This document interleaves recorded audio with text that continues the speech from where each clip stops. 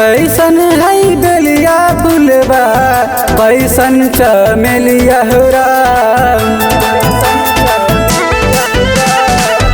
कैसन है बेलिया फुलबा कैसन चमेलिया हो राम। कैसन अड़हुलबा के फुलबा लोड़े सा तो बहिनिया हो राम। कैसन अड़हुलबा के फुलबा उजरे है बेलिया फुलबा उजरे चमेलिया हो राम। उजरे है बेलिया फुलबा उजरे चमेलिया हो राम। लाल रंग अड़हुलबा के फुलबा लोड़े सा तो बहिनिया हो राम। लाल रंग अड़हुलबा के फुलबा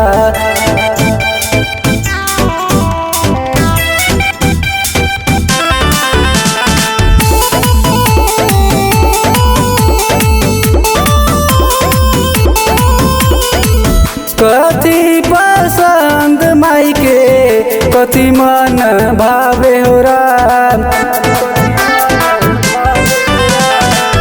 कथी पसंद माई के कथी मन भावे हो राम।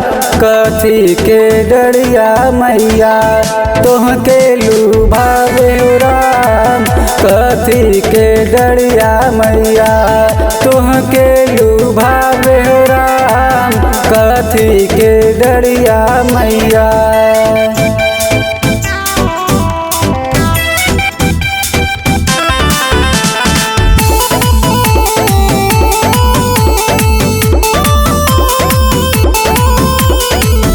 केलबा पसंद माई के लडुआ मन भावे हो राम। केलबा पसंद माई के लडुआ मन भावे हो राम। हरियर निमिया के डरिया मैया के लुभावे हो राम। हरियर निमिया के डरिया मैया के लुभावे हो राम। हरियर निमिया के डरिया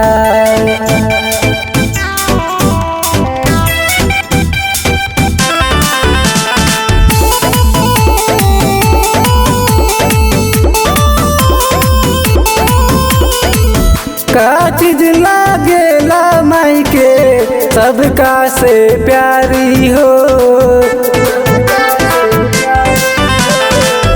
का चीज लागेला माई के सबका से प्यारी हो। केकरा पसंद करेली करल सवारी हो। केकरा पसंद करेली करल सवारी हो। केकरा पसंद करेली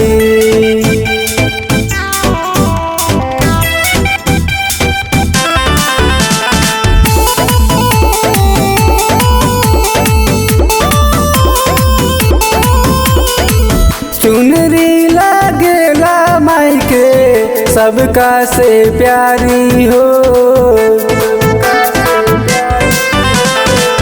चुनरी लागेला माई के सबका से प्यारी हो। मैया जी पसंद करेली शेर के सवारी हो। मैया जी पसंद करेली शेर के सवारी हो। मैया जी पसंद करेली।